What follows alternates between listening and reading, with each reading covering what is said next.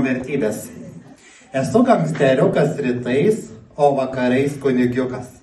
Ir nebesuprantu vertybių, tų visų subtilybių, kurios daro mane žmogumi. Kartais verkiu, o kartais juokiuosi. Kai išgeriu 100 gramų, man ima trūkti ramų. Ir tada pamirštu vardus, kuriuos kartojau per naktį.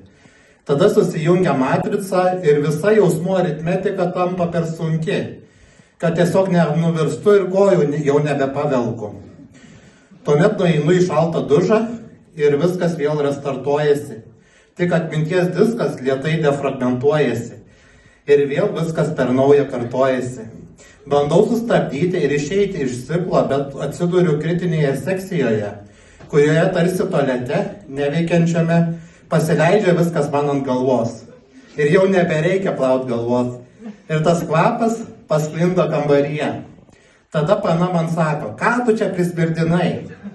Bet tada atsilaisvino galvoje arabai ir prisimenu, kad jokios panos aš neturiu ir esu tiesiog uždarytas tarp sienų 4 minkštų.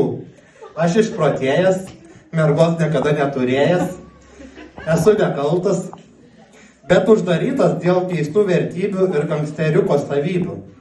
Viskas restartuojasi ir vertybės palengva dėliojasi. Tampu žmogumi, kuris netobulas, bet savas. Jei tau vis dar trūksta ramų, išgerk dar 100 gramų ir pasinerk į vertybių matricą. Ir išgirsk gangsteriuko pasaką. Gangsteriukas, kuris bando tau prikišti savas vertybės, išspirk jį lauk. Paspardyk, pasmurdyk, kad daugiau taip nedarytų. Tik tuomet, kai būsi pasiruošęs, pasakyk jam, eik tu šieno pjauti po 100 kalakutų. Ir jis išeis pjauti šieno ir tikriausiai jau niekada nebegrįš. O jeigu pabandys sugrįžti, tai pakartok tą atsikratimo operaciją per naują. Apibendrinant, netikėkit pasakom. Tiesiog turėkit savas vertybės ir gyvenimas bus gal ir sunkus, bet bent jau morališkai vertingas. Čiau.